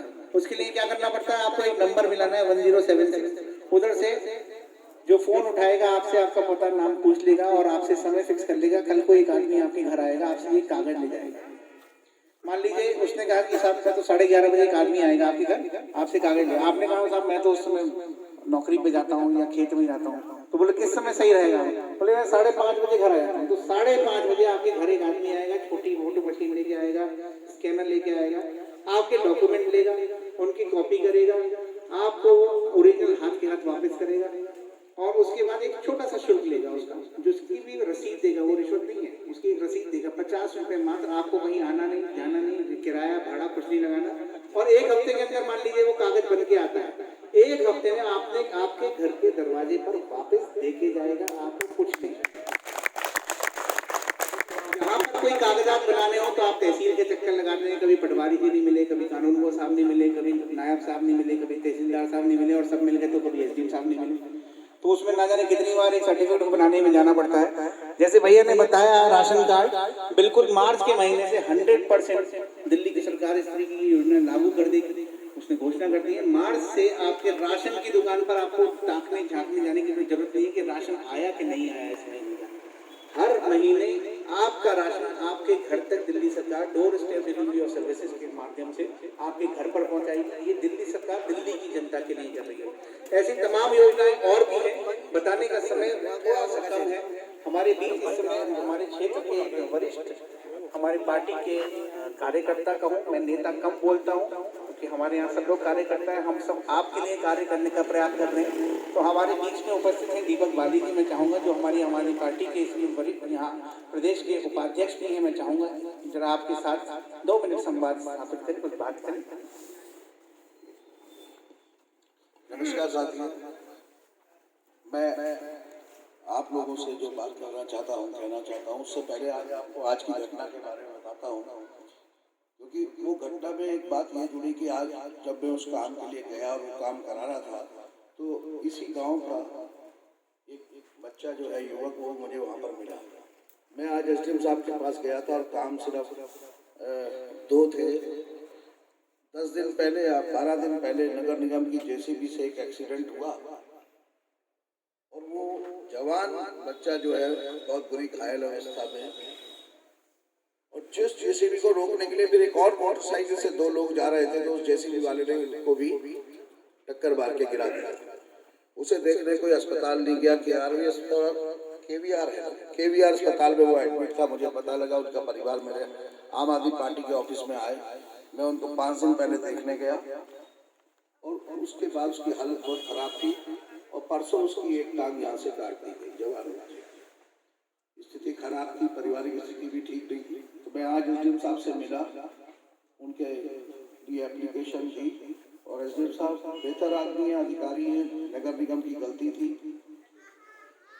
उन्होंने उनके लिए उसी समय 5 लाख रुपए के अनुदान की फाइल को साइन करा, 5 मिनट के अंदर फाइल को बनवा दिया। तो जब मैं वहाँ से बाहर निकल रहा था तो यही था, एक बच्चा भी मुझे मिला, उसने भी कुछ चीज़ें बताई, वो भी मैंने उनसे डिस्कस करी। तो दोस्तों बात इतनी सी है, यहाँ मेरे बुजुर्ग लोग भी बैठे हैं, भाई भी बैठे हैं, बात इतनी सी है कि अधिकारी ऐसा नहीं है कि हमेशा काम नहीं करना चाहते, लेकिन जिनको हम चुन लेते हैं जनप्रतिनिधियों को, वो उनसे काम किस तरीके का लेना चाहते हैं, ये बहुत अहम मुद्दा हो जाता है। मैं नाम से बता रहा हूँ। दूसरा काम ये था, काशीपुर के ही हैं, फुरकान ठेकेदार हैं, कुछ और लोग हैं जो बहुत साल से नगर निगम में काम करते थे पहले, और 8-10 साल से वो बेकार कर दिए गए क्योंकि कुछ ही ठेकेदारों को सिर्फ वहाँ से काम मिलने लगा। परसों उन्होंने काम के टेंडर निकाले और साफ लिखा कि 24 तारीख को ये टेंडर खुलेंगे और आप ऑनलाइन टेंडर देख लीजिए, 24 को ये मिलेंगे और 26 को खुलेंगे। अब उन्होंने जब उस वेबसाइट पे देखा तो कोई भी टेंडर उस पर अपलोड नहीं था, क्योंकि वो 2 या 3 ठेकेदारों को जो काम मिलना है उन्हें अलग से पकड़ा दिए जाएंगे और काम हो गया। आज ही जाकर जब एसडीएम साहब के संज्ञान में, क्योंकि वो एमएलए भी है नगर निगम के, उनके संज्ञान में डाला, उन्होंने उसी समय इसके भी ऑर्डर करे कि ये टेंडर 26 तारीख को नहीं खुलेंगे। जो टेंडर दिख ही नहीं रहे हैं, आदमी कहाँ से लेगा? इसमें 10 दिन का समय बढ़ेगा। कल ये पहले टेंडर अपलोड होंगे, सब लोग ठेकेदार उसको देखें और उसके बाद भरें, और 10 दिन बाद ये टेंडर पड़ेंगे। ये ऑर्डर भी होंगे। तो कहने का मतलब ये है, इस बात को मैंने, आज मेरी चर्चा में ये नहीं था, लेकिन इसलिए आ गया कि जब वहाँ निकला तो उसी ने बताया कि मैं भी वहीं से हूँ, शिवलालपुर से। यहाँ पर क्या नाम है? सतविंदर, आप ही के गाँव से। तो उन्होंने बताया। तो ऐसा नहीं है, अगर आप कहेंगे हमारे अधिकारी कई सक्षम हैं, जिस दिन कहेंगे गांव की समस्याओं को लेके, देखिए ना हमारी सरकार है, ना सत्ता है, ना जनप्रतिनिधि है, लेकिन जनता की ताकत है। आप कहेंगे तो उप जिलाधिकारी महोदय को आप समस्याओं का एक कागज बनाइएगा। यहाँ पर जो बूथ प्रतिनिधि हैं आम आदमी पार्टी के, यही अरविंद केजरीवाल जी का एक तरीका है काम करने का कि हर गांव से एक आदमी को चुन लो जो गांव की समस्याओं को लगातार बताता है, जिससे कि उस समस्याओं का समाधान हो। इसीलिए दिल्ली में बार बार आम आदमी पार्टी की सरकार बन रही है कि वहां पर अगर काशीपुर में 184 बूथ है और कल को विधायक जब उत्तराखंड में चुनाव 2022 में होंगे तो आप एक विधायक नहीं चुन रहे होंगे। आम आदमी पार्टी की सरकार बनाने के लिए आप जब वोट दे रहे होंगे तो 185 विधायक चुन रहे होंगे। एक विधायक वो जो वोट जिसको दे रहे होंगे, और 184 विधायक वो जो हर बूथ पर एक एक बूथ अध्यक्ष बना हुआ होगा, जो आज आपके गांव में एक आदमी को बना दिया गया है। उसकी सुनवाई होगी उस गांव के लिए, चक्कर लगाने की जरूरत नहीं होगी। यही एक राजनीतिक बदलाव उन्होंने करा है। जैसे अभी बाबूजी ने बताया कि यहाँ पर रोजगार क्या होंगे, जो शुगर फैक्ट्री भी चल रही थी वो बंद कर दी। किसानों मजदूरों का 42 करोड़ रुपया शुगर फैक्ट्री के ऊपर बकाया है, मालिक चला गया।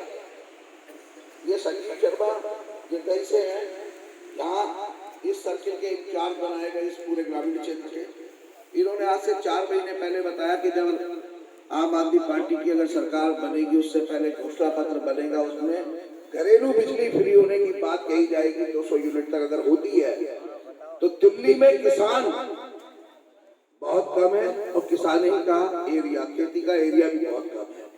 तो जो बाबू जी ने कहा 4 महीने तक मोटर बंद रहती है और 1 घंटा पानी नहीं लगाया जाता और फिर भी बिल आता है। तो हम घोषणा पत्र में ये लिखवाएंगे, जिस दिन भी अरविंद केजरीवाल जी उत्तराखंड में आकर घोषणा पत्र की घोषणा करेंगे, ये लिखवाएंगे घरेलू बिजली और कृषि बिजली, इन दोनों को एक लिमिट तक मुफ्त कराया जाएगा। ऐसा आप चाहते हैं ना कि कृषि बिजली भी आनी चाहिए, ऐसा आप चाहते हैं ना? तो ये मेरी बात हुई, ये मेरी बात हुई। दूसरी बात बाबूजी ने बताया शुगर फैक्ट्री के लिए, शुगर फैक्ट्री बंद हो गई। लोग कहते हैं गन्ना नहीं है इसलिए शुगर फैक्ट्री बंद हो गई। मैं उल्टा कहता हूँ, शुगर फैक्ट्री नहीं है इसलिए गन्ना लगाना बंद कर दिया। आपको लगता है आप सब किसानी से रिलेटेड है, अगर शुगर फैक्ट्री लग जाए तो दोबारा से गन्ना पैदा हो सकता है इलाके में, होगा ना? तो इसका मतलब मेरी बात ठीक है कि गन्ना नहीं है इसलिए शुगर फैक्ट्री नहीं है, ये बात गलत है। शुगर फैक्ट्री नहीं है इसलिए हमारे क्षेत्र में गन्ना लगना बंद हो गया। आज भी किसानों के लिए गन्ने की फसल सबसे फायदेमंद है। आपके शहर में ही मौजूद है ऐसे लोग, बाहर की बात ही नहीं है, जो शुगर फैक्ट्री लगा सकते हैं। बस उनका विश्वास होना चाहिए सरकार की नीयत पे कि अगर हम शुगर फैक्ट्री लगाएंगे, 150-200 करोड़ का निवेश करेंगे तो हमें परेशानी नहीं होगी, क्योंकि सरकारें परेशान भी करती हैं। इसी शहर में मौजूद है, समय आने दीजिए। ये चीजें जो अब दूसरी व्यवस्थाएं होती हैं, भाई किसी को भी चुना जाता है, किस लिए चुनते हो आप? नाली, सड़क, बिजली, पानी, स्कूल, अस्पताल, इनकी व्यवस्था के लिए। अरविंद केजरीवाल जी ने यही एक राजनीति शुरू करी जिसको नाम दिया उन्होंने काम की राजनीति। और अगर आपको ध्यान हो तो अभी जो पिछला इलेक्शन, जो उनका तीसरा चुनाव था दिल्ली का, जो उन्होंने जीता, उसमें उन्होंने एक नारा दिया था जो बहुत कम चाहिए जिस नारे को देने के लिए। उन्होंने नारा दिया कि आप लोग ये बात ध्यान रखिए कि मेरा वोट काम को, कि अगर मैंने काम करा है तो मुझे वोट देना और नहीं करा होगा तो मत देना। तो दिल्ली की जनता ने उनको 62 सीटें जितवा दिया। तो इसका मतलब उन्होंने काम पे वोट मांगा तो उन्हें काम को वोट मिला। तो मैं यही कह रहा हूँ कि अभी तो हम 5 साल जब चुन लेते हैं तो फिर क्या करते हैं, सारी समस्याएं हमें ध्यान रहती हैं और जिस समय वोट देने का मौका आता है तो वो समस्याएं हम भूल जाते हैं और याद रहता है ये मेरे क्षेत्र का है, ये मेरी जात का है, ये मेरे धर्म का है। वो काम भूल जाते हैं कि हम इसे चुन क्यों रहे हैं, हम इसे चुन क्यों रहे हैं। तो अभी 2022 में मैं आप लोगों से गुजारिश करूंगा कि अरविंद केजरीवाल जी के काम जो अभी इसमें दिखाए भी जाएंगे आपको, उन कामों को देखिएगा और अगर आप चाहते हैं कि जैसा दिल्ली में हो रहा है और जो इसमें दिखाए जाएंगे उनके लिए पता करिएगा कि ये सच है या नहीं। और आपको लगता है कि ये सच है, दिल्ली में ऐसा ही हुआ है, तो 2022 के चुनाव में वोट सिर्फ इसलिए दीजिएगा कि जैसा दिल्ली में हुआ है वैसा ही उत्तराखंड में भी हो। तो उत्तराखंड में वो सब चीजें चाहने के लिए इसीलिए इसका नाम दिया है उत्तराखंड में भी केजरीवाल। उत्तराखंड में भी केजरीवाल का मतलब है दिल्ली जैसे सरकारी स्कूलों की स्थिति उत्तराखंड में भी हो। उत्तराखंड में भी केजरीवाल का मतलब है दिल्ली जैसे सरकारी अस्पताल उत्तराखंड में भी हो। उत्तराखंड में भी केजरीवाल का मतलब है बिजली और पानी की व्यवस्था, जो दिल्ली बिजली खरीद कर वहां मुफ्त दे रहा है और जो उत्तराखंड बिजली बनाने के बाद भी बिजली मुफ्त तो दूर, हिंदुस्तान में बहुत कम प्रदेश वैसे हो गए जहां पर उत्तराखंड के बराबर बिजली के बिल है, शायद आपको नहीं पता होंगे। पंजाब में बिजली इससे सस्ती है और उत्तराखंड सबसे ज्यादा बिजली बनाने वाला प्रदेश है। तो इसका मतलब ये नहीं है कि यहाँ पर बिजली बनाने की कीमत ज्यादा आ रही है, बिजली बनाने की कीमत सिर्फ 60 पैसे आ रही है, ये भी आपको बता दें, चाहे आप पूछ सकते हैं, लेकिन नियत का फर्क है।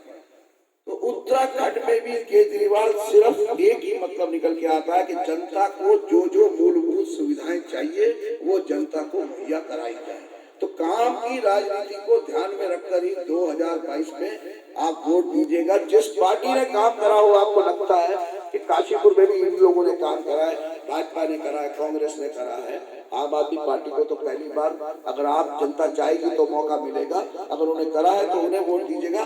नहीं तो दिल्ली मॉडल को देखते हुए एक बार उत्तराखंड में भी आम आदमी पार्टी को लाने की कोशिश कीजिएगा। धन्यवाद। जिंदाबाद जिंदाबाद जिंदाबाद जिंदाबाद जिंदाबाद। ये राजेश जी है, आम आदमी पार्टी के, आप ही गांव के बूथ प्रतिनिधि हैं।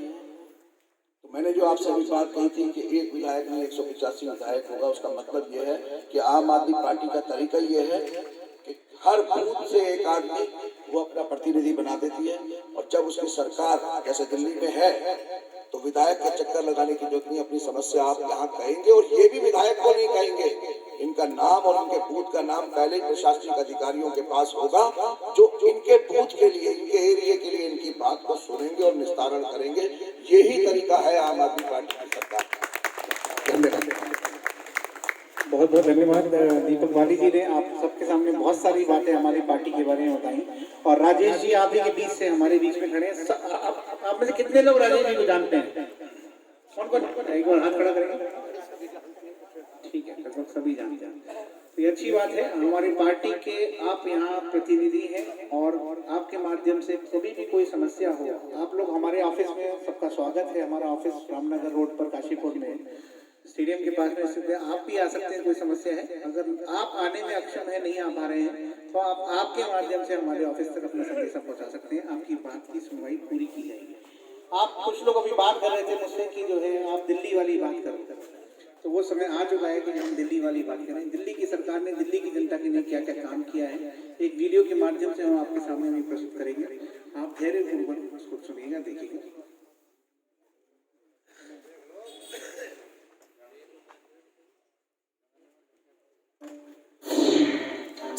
सरकार में फर्क होता है, सरकारों की नीयत में फर्क होता है और सरकार की नीयत का असर पड़ता है जनता पर। ये वही अंतर है जो दिल्ली और उत्तराखंड के बीच आज दिख रहा है। जहां दिल्ली हर दिन तरक्की की नई ऊंचाई छू रही है, उत्तराखंड की परेशानियां दिन ब दिन बढ़ रही हैं। पलायन का बढ़ता ग्राफ, बदहाल शिक्षा और स्वास्थ्य व्यवस्था, बेरोजगारी, बेकारी और महंगाई की मार, और सरकार की ओर से कोई मदद नहीं। ये तस्वीर है उत्तराखंड की। वहीं दिल्ली में इस कठिन दौर में दिल्ली की केजरीवाल सरकार तरक्की की नई कहानी लिखी है। हर आदमी चाहता है कि उसके बच्चे को अच्छी से अच्छी शिक्षा मिले। गरीब आदमी पैसों की तंगी के कारण अपने बच्चों को सरकारी स्कूल में पढ़ाने में मजबूर होता है। पहले दिल्ली में सरकारी स्कूलों का बहुत बुरा हाल था। आज दिल्ली के सरकारी स्कूल महंगे से महंगे कॉन्वेंट स्कूलों को भी चुनौती देते हैं।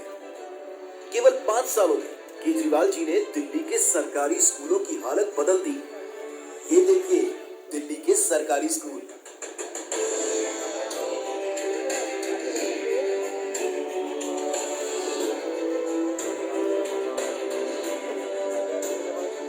और ये देखिए उत्तराखंड के सरकारी स्कूल।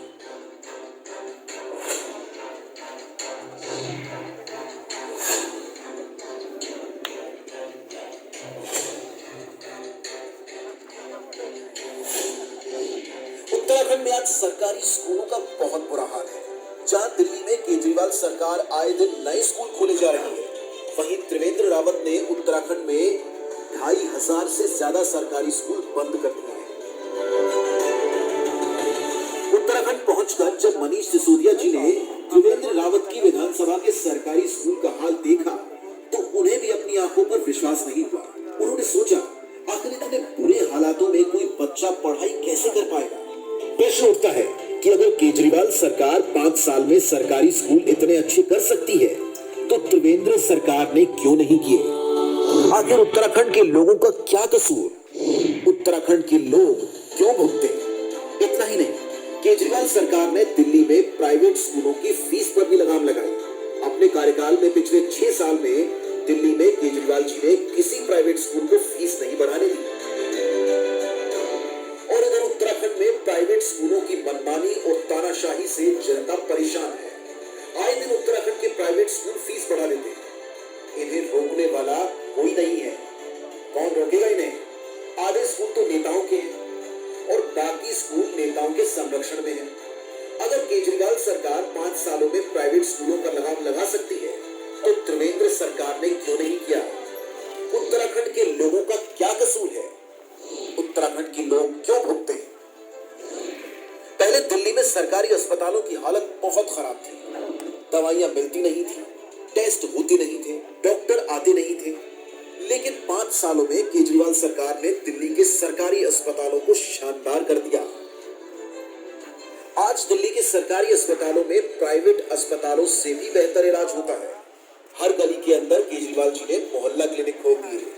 पूरी दिल्ली में ढेरों मोहल्ला क्लिनिक है। इन सारे मोहल्ला क्लिनिक और अस्पतालों के अंदर सारा इलाज मुफ्त है, सारी दवाइयां मुफ्त है, सभी टेस्ट मुफ्त है।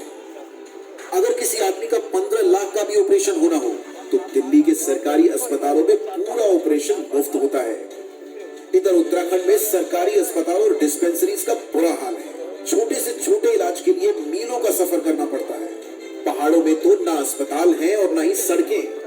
लोगों को मजबूरन डंडी कंडी या डोलियों के सहारे बीमार को अस्पताल ले जाना पड़ता है। सरकार की इसी विफलता के कारण हर रोज न जाने कितनी ही जानें चली जाती हैं। अगर केजरीवाल सरकार ने 5 सालों में सरकारी अस्पतालों को इतना शानदार कर दिया, अगर दिल्ली की जनता को अस्पतालों में बढ़िया और फ्री में इलाज मिलता है तो त्रिवेंद्र जी ने क्यों नहीं किया। उत्तराखंड के लोगों का क्या कसूर है, उत्तराखंड के लोग क्यों भुगते। आज दिल्ली में 24 घंटे बिजली आती है, कोई पावर कट नहीं लगता। दिल्ली में पहले ऐसा नहीं होता था। आज से 6 साल पहले दिल्ली में 7-7, 8-8 घंटे के पावर कट लगते थे। कई घंटों तक बिजली नहीं आती। लेकिन 5 सालों में केजरीवाल जी ने पावर कट खत्म कर दिए। आज दिल्ली में इन्वर्टर और जनरेटर की बिक्री बंद हो गई है। लोग इन्वर्टर और जनरेटर भूल गए हैं। आज दिल्ली में 24 घंटे बिजली आती है, कोई पावर कट नहीं होता। जबकि दिल्ली बिजली खरीदने वाला राज्य है, न कि बिजली बनाने वाला।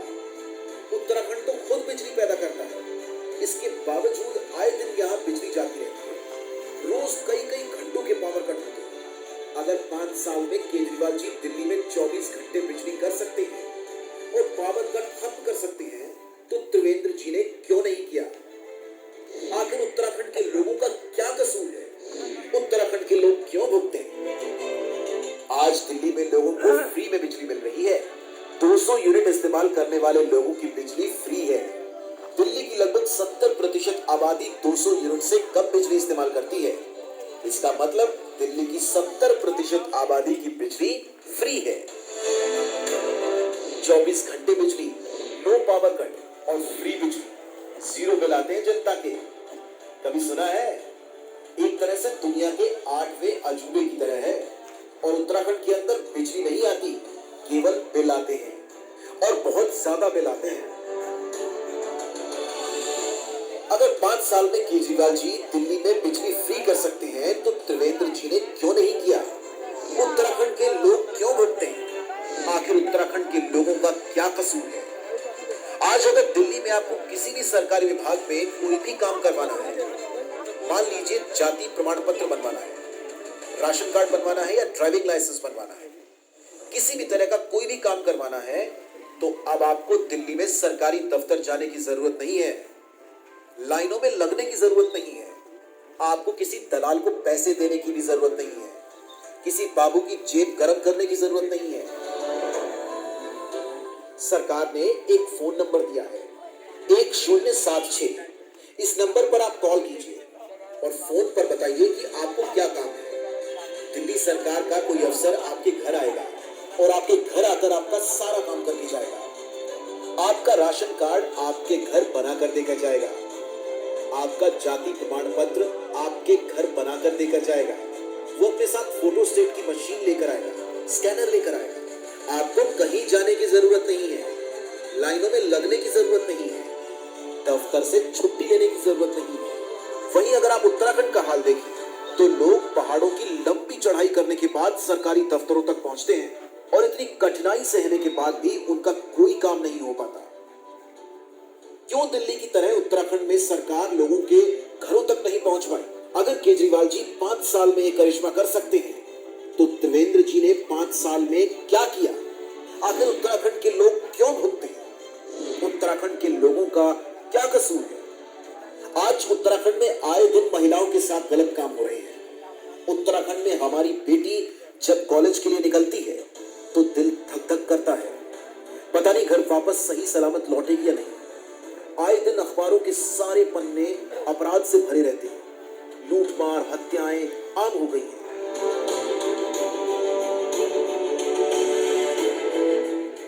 केजरीवाल जी ने दिल्ली के कोने कोने में हर जगह गली में सीसीटीवी कैमरे लगवा दिए हैं। आज दिल्ली में कोई भी अपराधी अपराध करने से पहले 100 बार सोचता है कि अपराध करूंगा तो पकड़ा जाऊंगा। जब से केजरीवाल जी ने सीसीटीवी कैमरे लगवाए हैं तब से दिल्ली में अपराध बहुत कम हो गए हैं। अगर केजरीवाल जी दिल्ली में अपराध कम कर सकते हैं तो त्रिवेंद्र जी क्या कर रहे हैं? आखिर उत्तराखंड के लोगों का क्या कसूर है? उत्तराखंड के लोग क्यों भुगते हैं?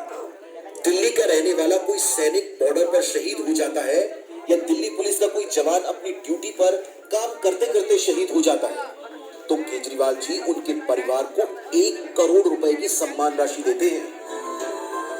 केजरीवाल जी उनका सम्मान करते हैं। केजरीवाल जी शहीदों का सम्मान करते हैं। उत्तराखंड वीरों की भूमि है। यहाँ रहने वाला हर व्यक्ति कट्टर देशभक्त है। अगर उत्तराखंड का कोई सैनिक बॉर्डर पर शहीद हो जाए या उत्तराखंड का कोई सिपाही अगर अपनी ड्यूटी पर शहीद हो जाए तो क्या उसके परिवार को 1 करोड़ रुपए की सम्मान राशि नहीं दी जानी चाहिए? अगर केजरीवाल जी ये कर सकते हैं तो त्रिवेंद्र जी क्यों नहीं कर सकते? उत्तराखंड में रोजगार का बहुत बुरा हाल है। रोजगार ना